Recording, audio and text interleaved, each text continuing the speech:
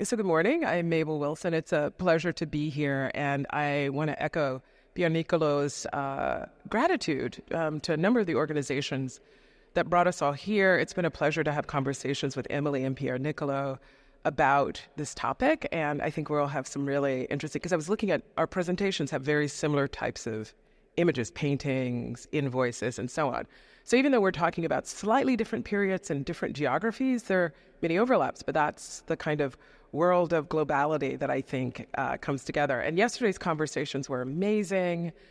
So I'm very honored to sort of be following up, but a special thanks to Gaetan for organizing this amazing event, and also Kapwani for that fantastic project that I think has prompted a lot of wonderful thinking. Okay, so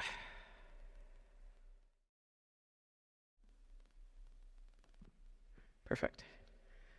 Mundane, quotidian, seeming inconsequential trinkets, as rendered visible in Kapwani's brilliant installation, in all of their beauty and horror, made not only empire, but modernity. To be sure, it was Europe's merchants and traders and factors, prime ministers, politicians, monarchs, missionaries, planters, bankers, boat builders, rope makers, blacksmiths, engineers, and architects who constructed the financial and infrastructural apparatus of the transatlantic slave trade. Across 4 continents, the trade's transactional networks connected through a number of spaces: depots, jails, ports, workshops, manufacturers, warehouses, auction houses, plantation, banks, custom houses, offices, stores, and great houses. The resources and wealth gleaned from these colonial routes of trade in human flesh, raw materials, and finished products, like seed beads, allowed white Europeans, which also eventually included the working classes of the 20th century, to thrive under mercantile then industrial capitalist expansion, while the denial of resources and the theft of wealth incrementally killed, and I use Denise Ferreira de Silva's term, Europe's others in Africa, Latin America, and Asia. So my talk today will trace through 3 different vignettes, sometimes that are overlapping and entangled, to use that term. My talk will trace the circulation of material objects, people, free and unfree, but also ideas, within 3 such networks that formed in the second half of the 18th century: mahogany and freedom.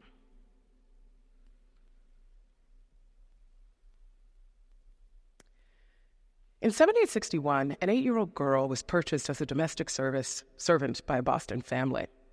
Her white enslavers named her Phyllis, after the brigantine Phyllis that had transported her from Senegambia as their property. She was given the last name of Wheatley. The family were evangelical Christians whose beliefs emphasized an emotional connection to God and promoted congregational autonomy. And to achieve that bond, literacy, the ability to read the Word of God, was essential, even for those who were enslaved. So Phyllis learned English, then mastered Greek and Latin, which was a rare educational opportunity for an enslaved person, one that was outlawed in most parts of the British colonies, for fear that a slave who could read and write posed a danger to white domination. Inspired by the classical verses of Homer and the neoclassical poems of John Milton and Alexander Pope, Phyllis began to write poetry, publishing her first one in the Newport Mercury in 1767. Wheatley's poetry engaged the political spheres of letters, or arts and letters as we call it today, one shaped on one hand by the Enlightenment's classical forms of political discourse, and on the other by the moral imperatives of Christianity. Now, Phyllis lived in the Wheatley's house on King and Mackerel Streets of Boston until 1774, when she gained her freedom. But unfortunately, there are no descriptions of this house, particularly its interior layout, to better understand how daily life for an enslaved young woman would have unfolded. Now, one example that approximates the Wheatley's domestic milieu is this embroidered work from 1783 by Prudence Punderson. So it's slightly later, but it gives you a sense of what a New England domestic space might have looked like. And Punderson was a free white woman who also lived in New England in Preston, Connecticut, not too far from Boston. Now, Punderson crafted in silk thread, you have to wonder where the silk actually came from, and cloth, an arc of her birth, life, and death within the intimate spaces of a New England household. In her tableau, she depicts herself drawing at a tea table, similar to the one in Wheatley's portrait. Punderson placed herself sitting between a wooden crib holding a baby and a drop-leaf table upon which sat a coffin embellished with PP. Around her, she gathers her cherished possessions, which included an enslaved girl who sits dutifully watching sleeping baby Prudence. These domestic possessions served as props to stage an allegory of her own mortality, and in doing so, Punderson portrays the intimacies, to deploy scholar Lisa Lowe's term, characterizing liberal interiority and domesticity. All right, this is the self, right, of modernity. But rather than portray Phyllis as a prop in the Wheatley's family tableau, which in fact as property she was, the depiction of a young poet at a tea table, deep in her own thought and immersed in her craft, which is attributed to the Black Boston artist Scipio Moorhead, was a radical portrayal of Black self-fashioning within a white New England household and within slave-owning British North American society. Now, enmeshed in the same networks of arts and letters where he encountered Wheatley's book, Poems of Various Subjects, Religious and Morals, which was published in London in 1773. Now, this was published in London because they could not find an American publisher, particularly in Boston. And if you ever looked at the book, there were just, sort of endless attestments that she did, in fact, write this, because there was so much doubt that a young Black woman could actually have a mind with ideas. So someone who encountered this book was this man, Thomas Jefferson. He crafted the Declaration of Independence. He designed Virginia's State House, a model for U.S. civic architecture. But to Jefferson, Wheatley possessed the inferior traits of both her race and gender. Now, despite her remarkable achievements under the harshest of circumstances, Jefferson observes in his only published book, Notes on the State of Virginia from 1785, that Phyllis Wheatley was incapable of writing poetry, since love for the Negro could only stimulate the senses, but not the imagination. So the body, but not the mind. And yet, in her poem on imagination, Wheatley proclaims, soaring through the air to find a bright abode, the imperial palace of a thundering god, as a gesture of creative and conceptual play of a liberated subject, which many scholars have claimed foreshadows Immanuel Kant's arguments in the Critique of Judgment. Furthermore, Jefferson demeans Wheatley's poems as being, quote, below the dignity of criticism, end quote. But nonetheless, Wheatley's skillful deployment of classicism entered seamlessly into the discourse of a newly forming revolutionary public sphere helmed by Jefferson and other white male founding fathers like Benjamin Franklin and so on. Both Wheatley and Jefferson proclaimed that slavery was a morally corrupting force that must be ended. Wheatley believed that freedom from enslavement for Africans must be a part of the revolutionary agenda, whereas Jefferson offered, and this is in Notes on the State of Virginia, a gradual plan of emancipation and self-deportation back to Africa. Wheatley sought liberation at the moment of political rupture to ensure that she, her family, and other enslaved Africans could live as free Americans. By contrast, Jefferson deferred emancipation in order to live off his investments in a slave-owning society. And in fact, when he died, I believe he had only freed 3 of the 600 enslaved people he owned over his lifetime. Now, upon return from London book tour in 1773, Phyllis Wheatley was, in fact, freed by John Wheatley, who honored an agreement that was made prior to her journey. 5 years later, Phyllis Wheatley married a Black shopkeeper and laborer, John Peters, who was free. They moved often around Boston because financial security as free Blacks remained elusive under white domination. She bore children, although the number and their fate remain unknown. She also experienced intermittent bouts of ill health. Further, Wheatley failed to find a publisher for a second book of poetry and letters and died indigent in Boston at age 31 in December of 1784. Though he was 10 years older than Wheatley, Thomas Jefferson lived till age 83, dying in 1826.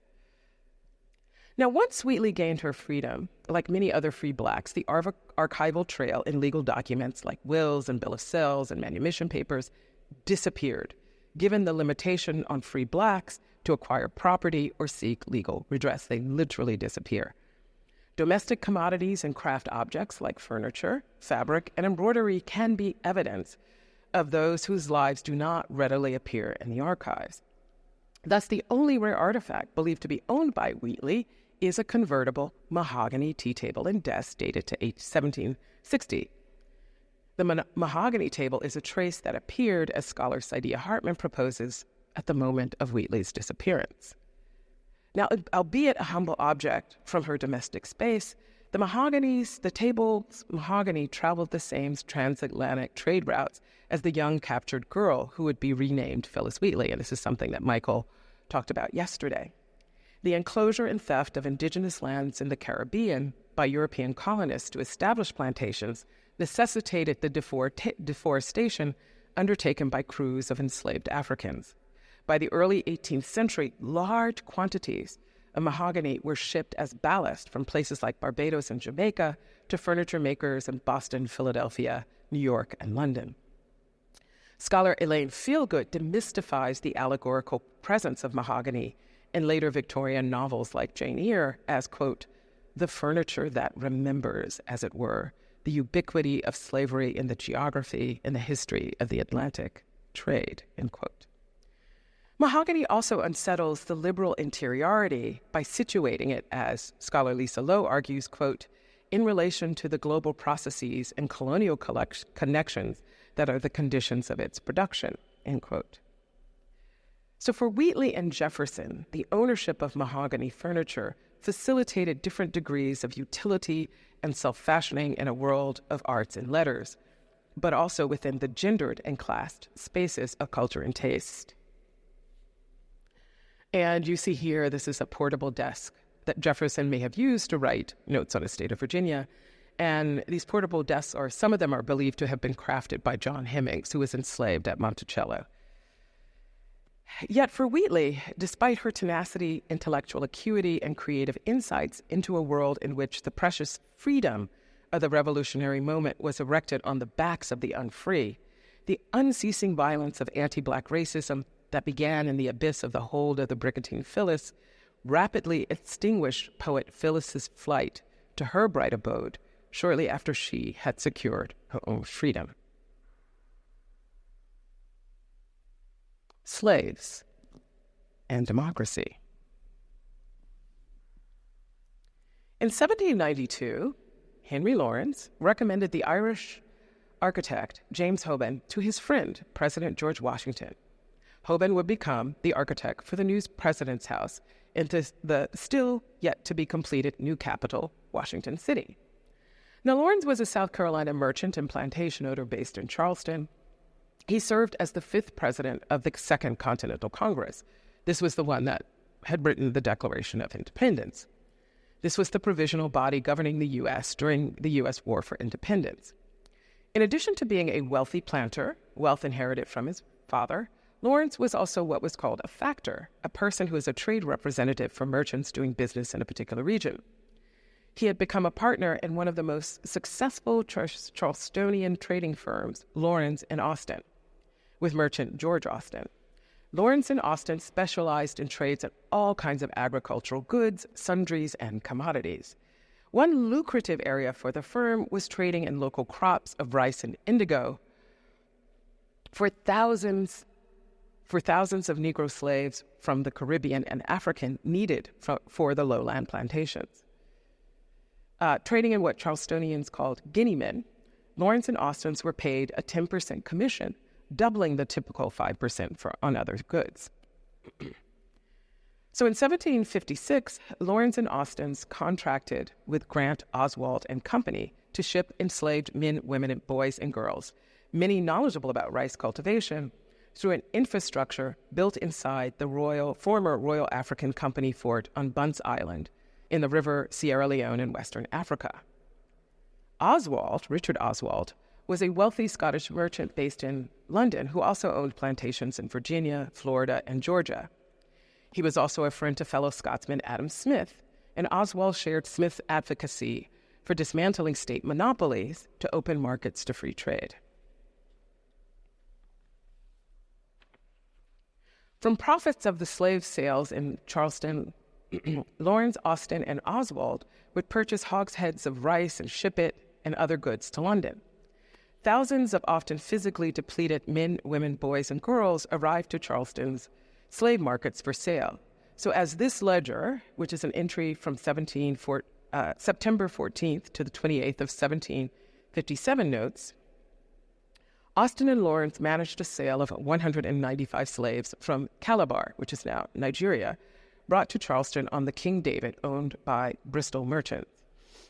Even after 10 days of quarantine outside of Charleston, the ledger notes that, quote, almost all of the slaves after the first day's sales were swelted, or other was disordered, and great numbers of them are since dead. Of the 56 sold for now, there are but few alive, end quote. According to other logs about the King David's trip, 352 enslaved people had been taken into captivity from Calabar, but only 287 disembarked at Charleston to be put up for auction to planter traders and other factors. The cruel calculus of the slave trade meant that 65 Africans died in the Middle Passage, and approximately 92, if not more, died while awaiting sales in the markets of Charleston.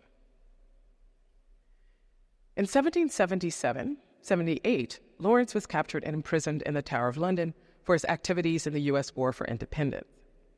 His slave trading partner, Richard Oswald, negotiated his release. 2 years later, Lawrence traveled to Paris to join other founding fathers, John Jay, Benjamin Franklin, and John Adams, to broker the Treaty of Paris with Great Britain and other European powers to end the war and to establish the United States. The British would send as their chief negotiator slave trader Richard Oswald. The trade in slaves underwrote U.S. independence. And apparently Oswald was supposed to appear in this painting, but the British refused. So this is why this is this incomplete painting of the Treaty of Paris.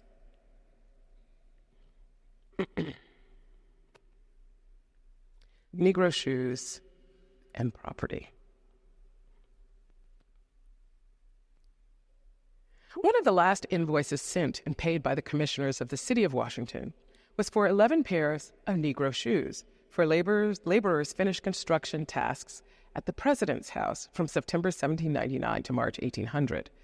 The merchant's $16.50 invoice for, quote, pump leather Negro shoes was fulfilled on April 2nd, 1800 by paymaster Thomas Monroe and witnessed by Samuel Smallwood, who was the overseer of the U.S. Capitol construction site. Now, Thomas Corcoran, seen here, who immigrated to Maryland from Ireland in 1769, had for several years provided pairs of Negro shoes as a local merchant who traded in tobacco and grains. Now, Corcoran was also Georgetown's first elected mayor in 1795.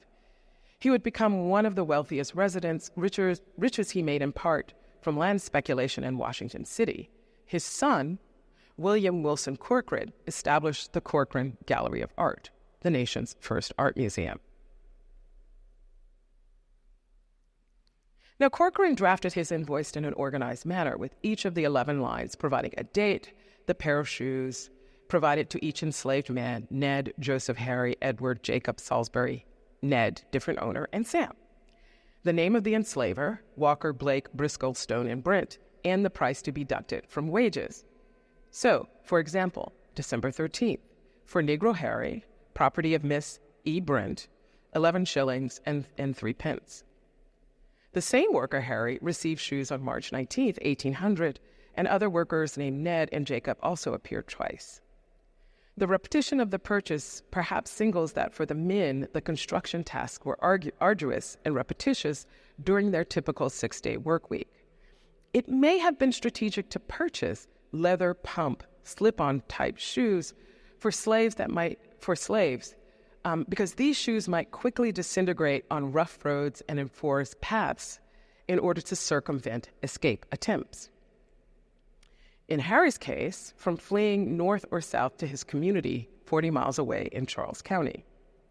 In total, the market in slave clothing, like the popular coarse linen Osnaburg, originally made in Osnabrück, Germany, created an identifiable sign of one's enslaved status. Its fragile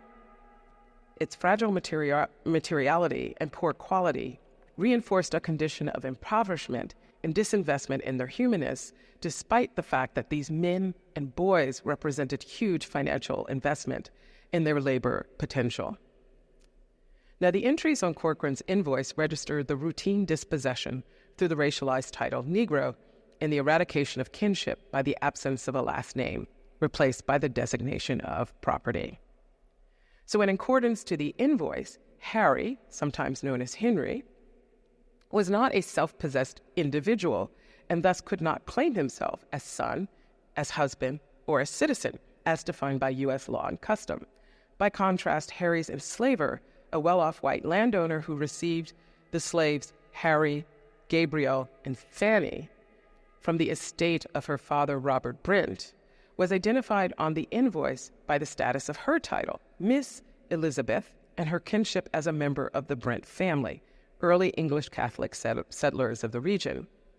Harry, whose age was unknown, as are the specific tasks that he undertook for the wages beneficial to his owner, Elizabeth Brent, was one of the last Negro hires by the commissioners who built Washington City.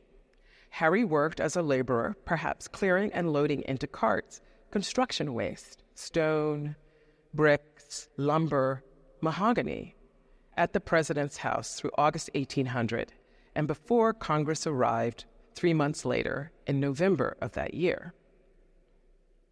So the modern states, to conclude, regulatory and administrative structure also evolved from the ways metropoles like Boston, Charleston, Washington City, London, Bristol, Paris, Vance Island, and all of the trading posts along the African coast for how they developed new techniques to subjugate indigenous, enslaved, and colonized population, and invented new technologies of war and extraction to claim more land and more raw material. Various African peoples forced into slavery were carried to the New World because of their knowledge of cultivating tobacco, rice, indigo, and other crops. To rationalize their violent subjection and ruthless conquest, white Euro-Americans imagined they possessed superior intellect, morals, and physiques in comparison to those whom they deemed racially inferior. The colonial apparatus was insatiable for its quest for human and material resources like mahogany, indigo, rice, shoes, and country beans, and more, in order to build the great fortunes of the elite and mercantile classes and to accumulate more power for the ruling class. Bead by bead, as Trinket brings to light, this was how empire was built. Thank you.